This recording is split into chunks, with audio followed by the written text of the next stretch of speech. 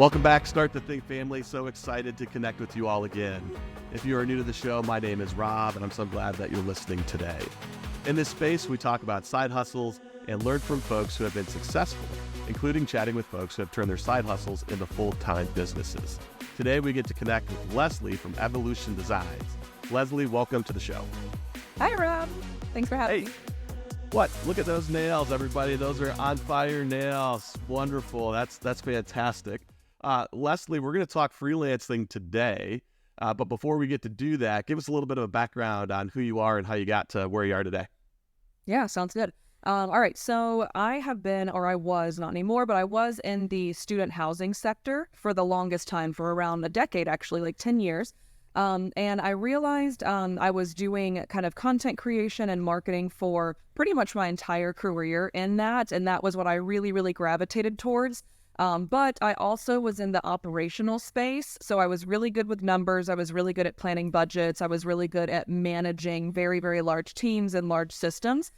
So in 2021, I decided to, I found out about Upwork, is what it's called, like a freelance platform from Alex Fasulo on TikTok back in the day before TikTok really got big. And I was like, I want to test that out just to see what happens. And here I am now, almost 3 years later, 2.5 years later or so, that I was able to make it my full-time gig. So I was kind of doing freelancing on the side, offering different kind of services to clients over the course of January of 2021 through March of 2022. So around 13 or so months. And then in April of 2022, I kind of proved to myself that I was able to do it full time. Been doing it ever since. Love it. Yeah. And that's so cool. And the absolute example of a side hustle, right? Full-time gig, right. Doing something else, kind of going, ooh, I like this. And what I'm starting to see more and more of from folks when I have these conversations is that there becomes this moment where you're like, okay, I think this is going to be something I can sustain longer term, which is pretty cool. So for folks that are listening, that term freelance may not necessarily be something that they fully understand. Could you share a little bit more on when you say freelance, what you mean by that? And then adding on to that too, you've also used a term there, like digital content creator. So maybe both of those. What does that mean? Yeah, totally. So I'm really glad you brought that up because I think freelancing is so little known in the US. And I don't know why, because it's the best thing to ever happen to me. But basically freelancing, Mike Rowe from Dirty Jobs actually made a really good, he was on a podcast himself, and he made this comment that has stuck with me for 2 years now, that freelancing is basically something that came from, hundreds of years ago, centuries ago, where it was like you were working for multiple masters instead of just one. So it was like the Freemasons or something were able to kind of work with multiple different people. So that's really what it is. And it's been really, really large in a larger capacity in foreign countries. So it's really big in India. It's really big in, I think, actually Europe as well. It's really big in Asia, South America, etc. Just recently kind of infiltrated the US. I want to say we're at, I don't want to quote the number and be wrong, but we're with a pretty large amount of people in the US that are doing it, but it's still, 90% of the US does not know that it is even an option. We really are kind of stuck or feel like we have to work 40 hours a week. We have to work for one company. We have to have health insurance, 401k matches, etc. So freelancing is really the ability to offer services to multiple different companies, just layman's terms, if you will. So basically, from my experience in my past life, if you will, I was doing a bunch of different services and serving clients for that company. So then I was like, I'm already doing it now, and I'm doing a pretty damn good job. Why can't I, potentially try it myself, So that's really what freelancing is there's a multitude of different services that you can do. I decided, like you mentioned, to go the content creation route, which I'll delve into in a second. But there's copywriting, website design, even like AI services have become super big right now. So it really is just whatever skill set you either already have or you can obtain that can benefit another company's bottom line. That's the bottom line. That's literally what freelancing is. So however you can offer those services in any form. If you think about it, technically speaking, plumbing, painting. Like technically all of those are freelance services as well. Like if they have their own company and they are offering those services to the community or whatever, kind of the same concept. So that's really what freelancing is. And then as it relates to content creation, being in the marketing space for so long, I basically told myself that I wasn't going to leave and feel confident in leaving until I was able to do something I was passionate about. So I actually went to school for social media and business back when like Twitter was like social media. So like there was like really nothing back then, barely Snapchat. So I decided to go that route since I'd already had so much experience in it for the past couple of, years. So content creation for me, which I think is kind of cool, not to toot my own horn. But most people, when they think content creator, they think like influencer, or social media, which is fine, like, because I do both of those things as well. But I basically took those two words, the combination of the conjunction of content creator, and I was like, what could that be like otherwise? Like, what else could I make that? So I decided to make it into graphics for companies.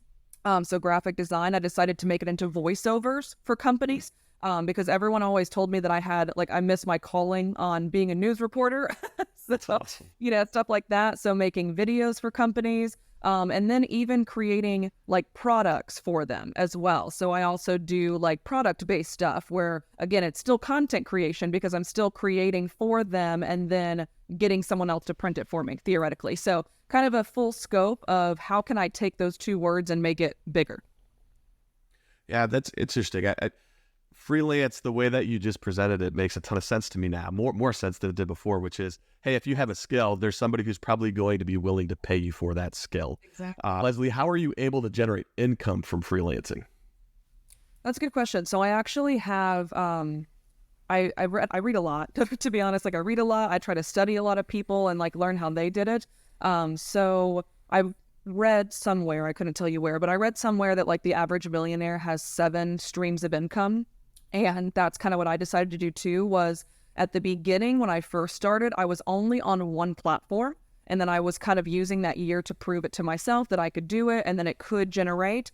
So that one was originally Upwork back in the day, which is still happening, by the way. I actually just found out, which I'm happy. I haven't told anybody this yet, but I'm happy to announce I became the top 1% of the whole platform last week. So I was very excited. Congratulations. Thank you so much. So that was one of them. And then just recently, like 4 months ago, I decided to dive into Fiverr, which is another freelance platform for more quick, kind of hasty gigs. Upwork is more of the relationship building with clients. So those are 2 platforms that I'm on generating income, on a monthly basis. And then I also have social media in general, where I'll be able to pronounce myself and what my services are, but also being able to reach out to brands. So to be honest, especially if I want to do like videos for them or social media management for them, I straight up just stalk them and see what they don't have and be like, I can help you. And then just, cold pitch them sometimes. And it usually works in my favor. So obviously, LinkedIn as well. Like there's a couple of different places in the social realm that I'm on where I'm able to kind of generate those leads. But most recently, in January of this year, I know you mentioned earlier before we started that you'd seen the website. So I did create an SEO-heavy website for myself. Actually, I built my entire website by myself.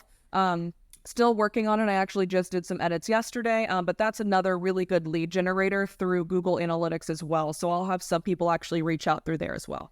Yeah, and I saw some coaching. Tell me a little bit more about how you made a decision to open up another stream of revenue really through a coaching service and what that looks like for folks that might be interested.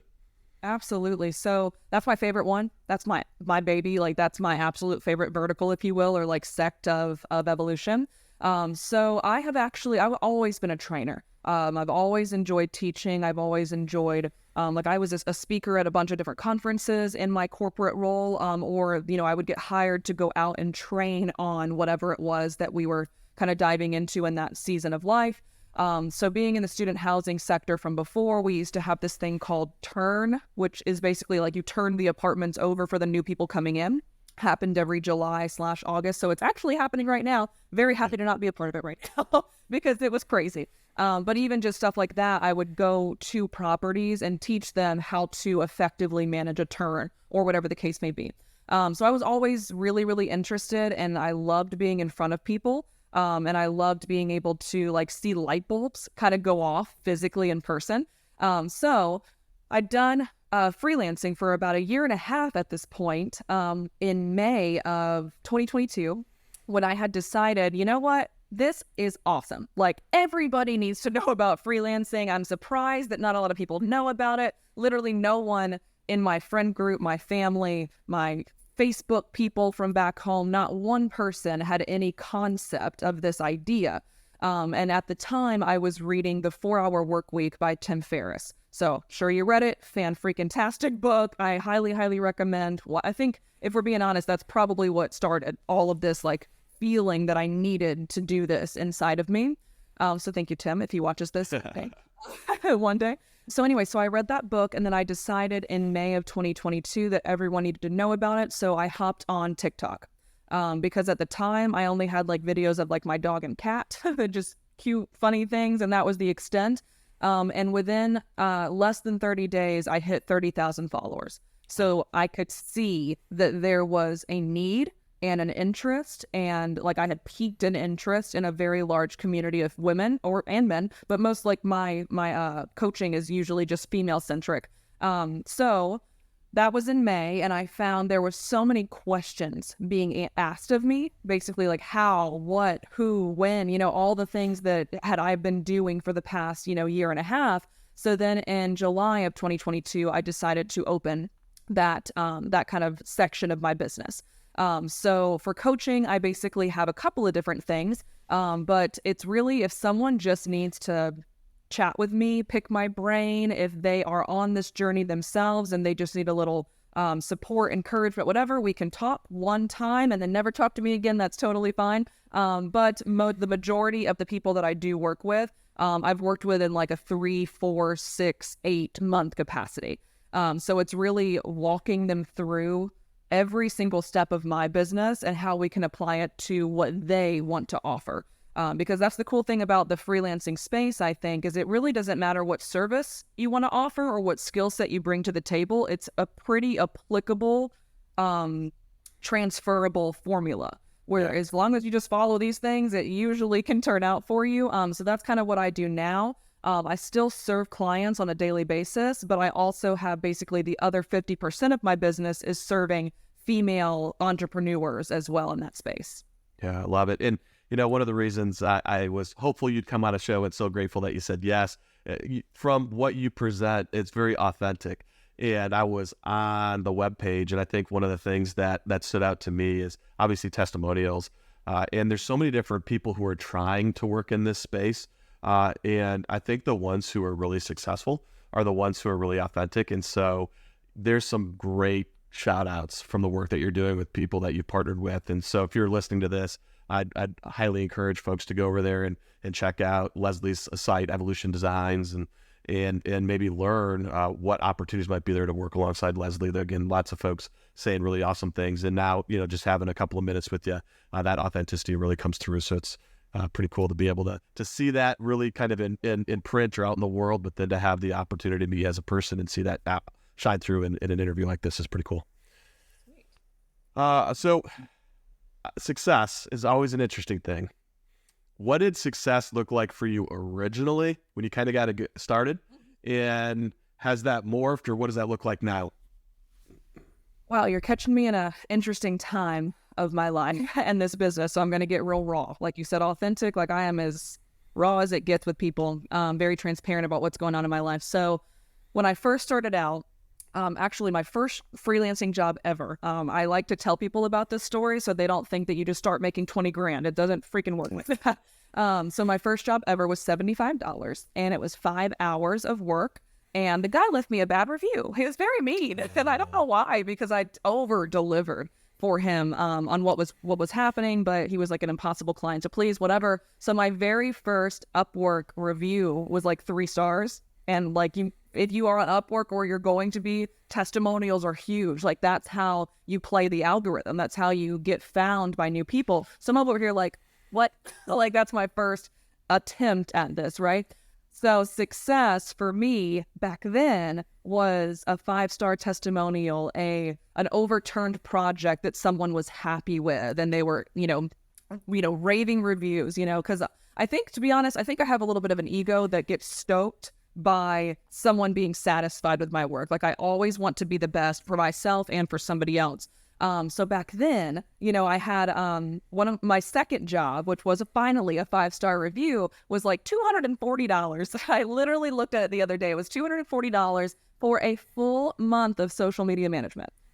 Now I charge a minimum $5,000 for that. So it's just crazy to see that like back then that was success, quote unquote, to me in the monetary sense, right? But at the same time, it wasn't even attributed to money. It was attributed to I helped that person with their business. Like they had no idea what they were doing, but they needed this message to get out into the world. And I was that kind of like vessel for them, which was really, really awesome to do. So I think for the first year or so of doing this, success was just showing that I could do it. So whether that came in a monetary form or that came in the 5-star reviews or that came in referrals, that was really, really huge too, was like, not only were my people happy, but they were delivering their people to me, So I think that was really, really cool. To be completely honest with you, and again, we're getting raw here. About 3 months ago, I actually lost myself completely in this business. I had lost my why for what I was doing. It was all monetarily driven. It was all goal-based driven. So I'm a very goal-oriented person, always really have been. I did college in like 3 years. I was in college while I was in high school. Like I've always just been, what's next? What's next? What's next? And then I found very quickly that I had literally hit my peak. I'm living the best life that I could have possibly ever imagined, and I am just not happy. And it sucked to like experience that because I'm living the life that like I dreamed of 2 years ago, that people are dreaming of now, and I wasn't where I wanted to be. So it's funny you asked me this question because now success, July, actually, we're still in July. So I have about 6 more days of this, but I have been personally on, which is funny because I think you reached out to me via email. Had you reached out to me via Instagram, and you might have, by the way, I wouldn't have known because I have not been on social media for 30 days intentionally. So I was on a challenge for myself to kind of find myself again and find my why in this business and ask that question, what does success mean to me? Because I had reached the pivotal of success in what I thought was success, and I wasn't happy at all with it, So now success to me, and I think, it's only been 28 days, but I think I've figured it out. Is serving. So I lost that for a long time. I think I was playing algorithms for a long time instead of actually serving and instead of actually giving value for probably the majority of 2023, unfortunately. But I can say that now looking back to be like, I felt inauthentic. I wasn't myself. I was doing what all of the gurus on social media tell you to do to be this happy, successful person. And I just was not me. Like I need to be me to feel like I am delivering to people, So success now, a year or 2.5 years later, is actually I'm working with clients that match my core values. That's one that's really, really big for me because I struggled for 11 months with a client that did not. And I recently, literally last month, was able to remove myself from that situation. So that's one of them, is working with either clients or people like you, for example, that like just resonate with what I'm doing and there's like an intention behind what we're doing here. So finding those really, really good people that are authentic and putting good out into the world is one piece of it. And then the second piece is being able to do things that make me happy and that bring me joy and that I'm passionate about that make money, so it's not just I'm doing it because I have to or whatever, but it's really like I thoroughly enjoy speaking. I thoroughly enjoy being, making videos, whatever it is. So I really kind of came to Jesus, if you will, this past month about what those things were. And that's kind of the direction I'm leading from here on out. I love it. Well, congratulations on the journey. I know that when you're in the middle of it, it doesn't feel awesome. And maybe had we talked 2 or 3 weeks ago, we would have had that exact conversation, but it feels good to come out on the other side. I've got a gentleman that I have followed for probably close to a decade. His name is Pat Flynn. I'm not sure if you're familiar with Pat Flynn's work or not, but He's phenomenal. Does smart passive income, but has done just so much. And if you don't know his work, and friends of the show here, if you don't know Pat Flynn, I would highly encourage you to go find him. But he says this: the more you give, the more you get. The more you add value to others, the more they'll add value to you, right? Which is very similar to what you were just kind of talking about. But I love that sentiment too. And I think there's so much truth in it, because sometimes if it becomes solely about the money, which obviously money is necessary, we've got to have that. There's bills to be paid. But when it becomes about the money, the question can become, well, how much do I need to feel worthy or worth it or whatever? And the answer is almost always a little bit more. But once you've got the baseline money kind of thing figured out, then there needs to become, for a lot of folks, that why. And Simon Sinek is really good at this. Start with why, and a lot of his work that's out there too is pretty cool in that space. So thanks for the transparency there. I love that.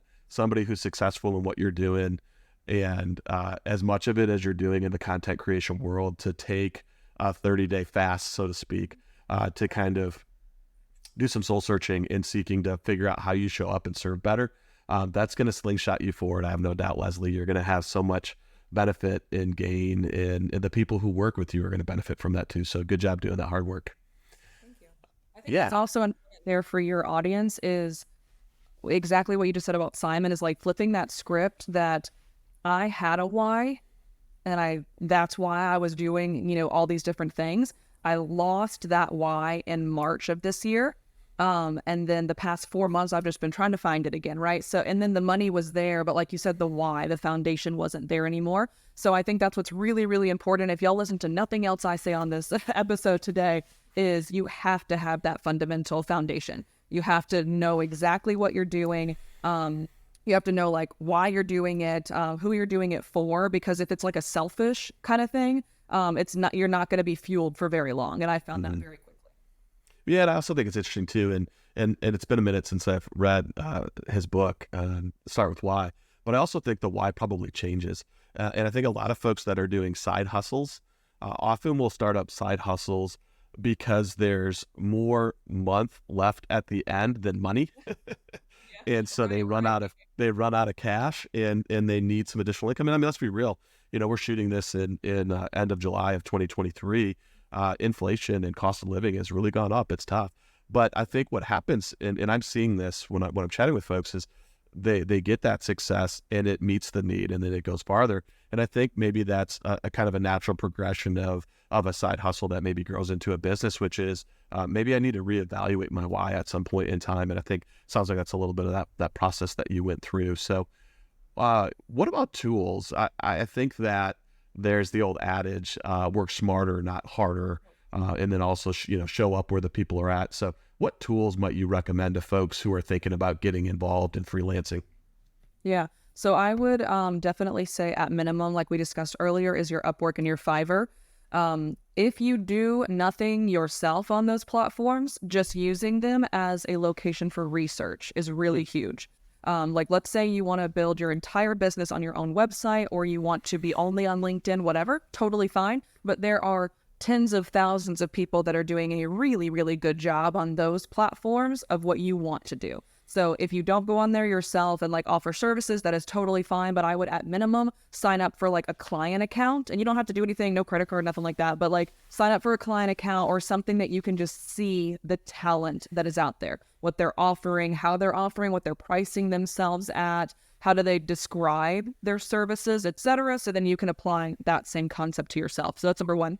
The second is, I'm old school, I'm not going to lie. I'm a digital marketer, so like obviously I have to be up with the times, but I still use like Trello. Like I am when I find something that works, you cannot, until they stop their company, I will be working with Trello. So it's a very, very awesome system for me. Asana, Airtable, any of those things are the same kind of concept where it's like a task management system that I'm able to get in, and I can have all of my clients over here, and then I can have all of their individual boards and then cards under that. So it's just a really good thing for my severely ADHD, non-focused brain for me to kind of see where people are at what time. So that's really big for me.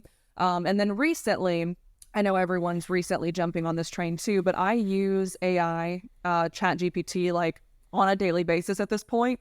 because like you said, that working smarter, not harder. So one example for people who, let's say you want to get into, I'm just using this as an example, but like email marketing. It's really, really big. It increases someone's bottom line, like we talked about earlier. So it's something that can be huge for helping a business.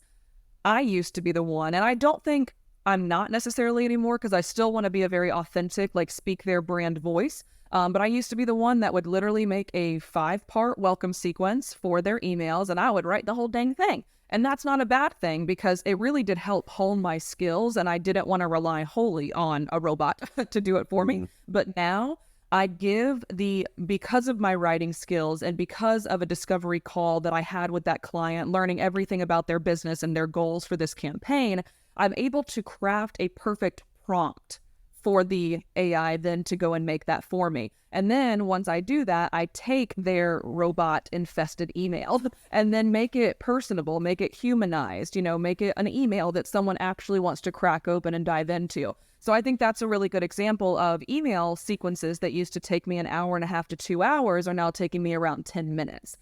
So that allows me to then onboard 5 email marketing clients at $1,000 each, $500 each, whatever, compared to where it used to be 1 a week or 2 a week.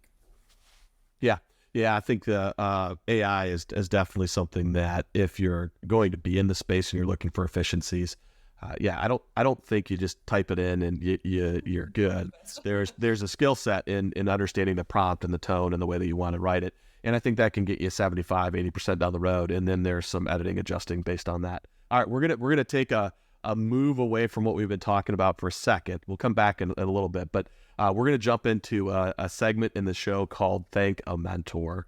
I'm a big believer in that we get better together, and that oftentimes when we look at our own journey, there's some people who have helped us along the way. So this is an opportunity for you to give a shout out to a mentor today.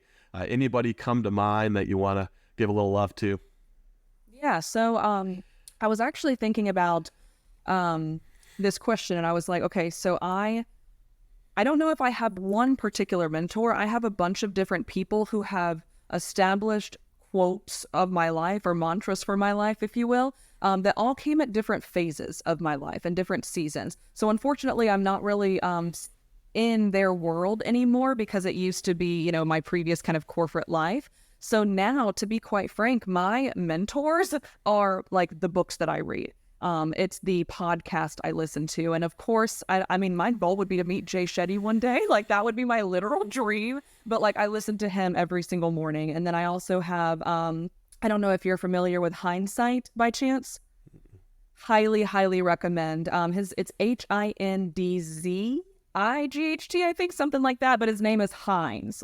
So I just randomly fell in love with him on this journey, actually, that I'm on for this 30-day challenge. And just listening to his, like, he had the exact same experience that I did. And it's like, I don't know if, I believe personally, I might be crazy here, but everything happens for a reason for me. Like, I moved to Michigan and I met my husband a month later, after a horrible breakup before that, so it's just all these things have just done exactly what they were supposed to do in my life.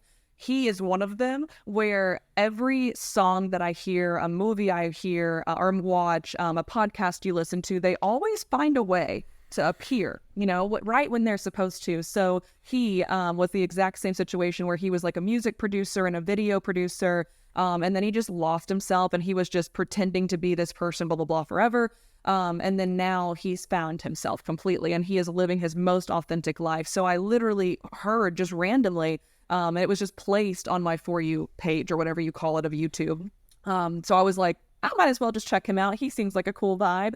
Been listening to him almost every day ever since. I love it. So to be honest, I have like a bunch of mentors and thoughts and understandings and things that I've learned from them in the past. One of them, for example, is Numbers Always Tell a Story. That has literally stuck with me for probably 8 years now. From one of my mentors. His name was David Montag. He's not deceased. Good. Yeah. David, if you're watching, we're glad you're still here. Link to him and I'll be like, apologies. But yeah, so he was someone that I definitely learned a lot from growing up, and learning how I came up to people back in the day, because I did have a huge ego. kind of getting that in check. So I think that those kinds of things really stuck with me, those more like sentences or mantras for my life.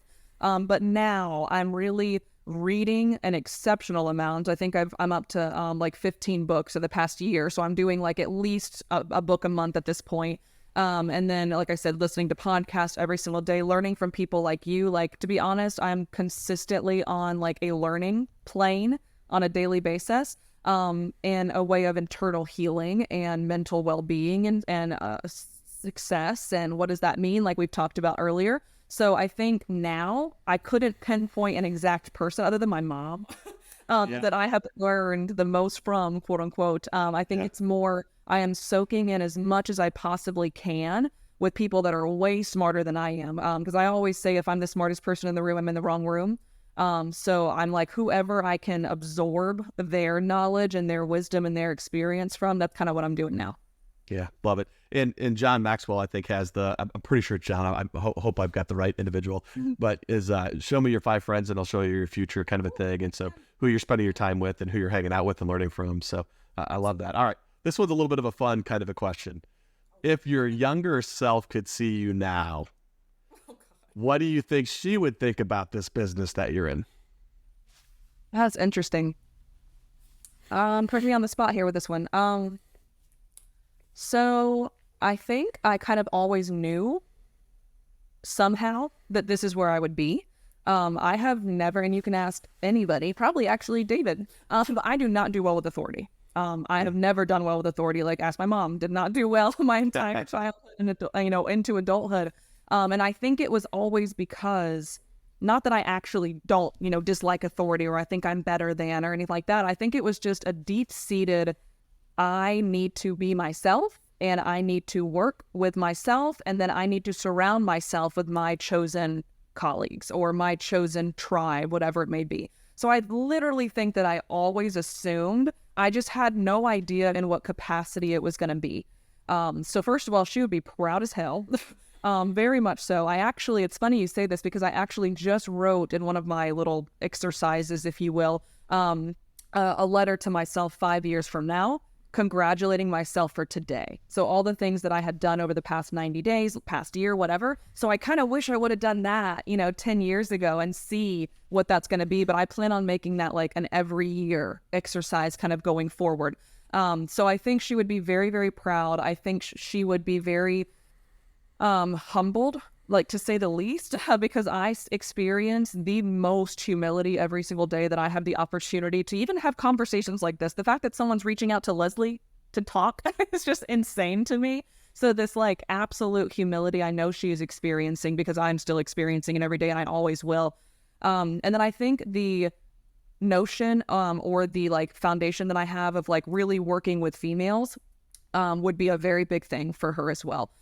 Because I came from a family where my mom is like the baddest person I know. Like, she is the strongest person I've ever met. We literally grew up together. So my mom had me when she was 16. So she was a kid right alongside me, probably why we didn't get along for the majority of it. Now she is my all-time best friend. So being able to like have those kind of connections with people. And what's really, really cool about that is I actually taught her how to be a freelancer, and she works full-time for herself now as well. So being able to see that transition of a relationship that we worked really, really, really, really hard for literally 3 decades now to grow, to her being able to live her own life, be with the husband of her dreams, my stepdad. And she's actually, so my grandma's actually going through pretty severe stage dementia right now. Mm-hmm. So my mom's able to take time away from any client work because she built her platforms and now she can focus wholly on her mom. Just being able, like I said, proud is all I can say about what I believe that person would think of me. I love it. That's so cool. That's so fun to hear. Let's get real practical. We've only got maybe 5-10 minutes left. So let's get real practical for a moment here. If someone was considering starting a freelance business today, what would be 2 or 3 things that you would give them as recommendations to start first? For sure. So the first one, like we kind of alluded to earlier, is figure out the skill set that you are either already really good at or you could go out and learn. And the cool thing about the internet right now is you can learn it 100% from just like trying, just going out and finding the literature, the YouTube channels, whatever. You're learning about freelancing on this YouTube channel, for example. So that's the first thing. But what I want to do is like a little kind of caveat to that is don't just find the skill. Find the skill that is, one, going to bring you joy every day until it doesn't, and then you can do it all over again, which is totally fine. I'm in that exact same boat right now. But finding the skill that brings you joy and that you can do every single day and put your heart into every single day, because it will not be easy for probably the first couple of months, if not longer. Like I actually only made, no one really knows this about me, but for my 6 months of freelancing, I made $1,600 for the entire 6 months. Okay. So keeping that in mind, that like having that foundational why, like we talked about earlier, is going to be absolutely key to being able to press forward and keep on going when maybe one month doesn't look as pretty as the last month did.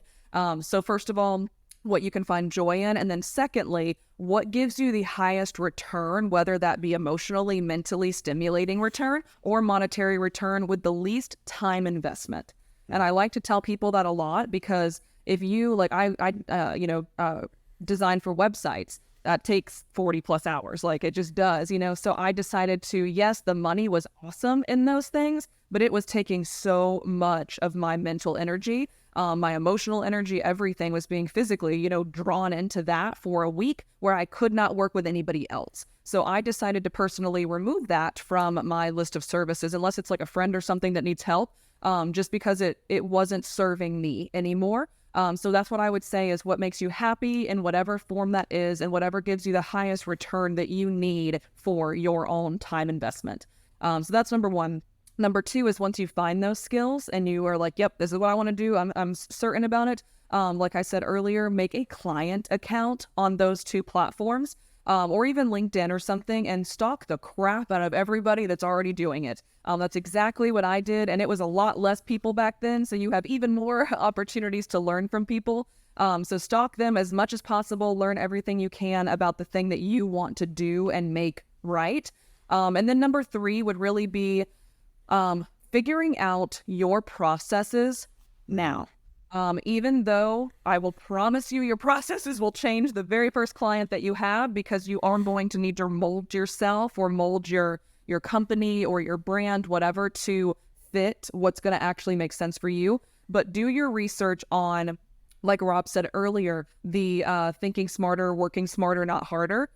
So do the research on what's going to be those things now, instead of not being prepared when you have your first client. And doing what I did. So I highly recommend it. It will evolve. That's why my business name is Evolushen. Like I was always anticipating being evolving in my business and in my own life. So I would say find what you believe is going to make the most sense for you to like lay the foundation and lay that framework for your business. And then understanding and giving yourself grace when it might need to evolve in the future based on the client. Yeah, grace is key there. All right, last question for you. 2023. There you go, or grace. All right, so last question for you. What's next for Evolushen Design? What's coming up? Yes, so I'm actually really excited about this, if you can't tell. So I got asked, and I don't know if you saw this by chance yesterday on Instagram or not. I just recently, yesterday, was able to announce it. But I have been asked to speak at a conference for Printify, which is like my product content creation side. So I'm stoked. It's in Europe, and I get to go to Europe in 6 weeks, Wow. So this is my literal dream. So I'm living the dream that 2 years ago made me, in her head or whatever. So being able to just grow the Evolushen brand, like our motto is where every female is capable. So that's all I want to do, is just serve as much as possible and like empower women as much as possible. And I think that, like I mentioned, I think I lost that for a short while. And I am back in action on that, where whatever I can do to use this time that I have learned so much about myself, to give to others where they don't stumble in that same way, or if they are currently struggling with it, to get out of it. Because I'm here, I'm with you, I'm the exact same, blah, blah, blah. So I think that's really what's next is, TED Talks would be something one day as the goal, like 10 years from now or so. So that's the ultimate goal. But really, I'm just I'm enjoying my life right now. I'm doing crafts every day. I'm meeting new friends on Bumble. Like whatever I can do to fuel my spirit and to be exactly who Leslie is and or authentically as much as possible, so that I can then deliver and serve as much as possible as well. So that's on the charts for the next 6 weeks. And then after that, again, it's just perpetuating that cycle of making sure that every female knows that she can be exactly where I am, if not 10 times better. I love it. Well, in Europe, come on, for real? Yeah, That's going to be so fun. Good for you. Well, Leslie, thanks so much for coming on the show today. Yes, of course. It's been awesome. It's been so fun to get to get to hear you. So Start to Think family, we go faster, we get better, and have more impact when we learn with one another. Again, Leslie, thanks for coming on the show. And friends, we hope to see you back in a future episode at some point down the road. Have a great day, everybody.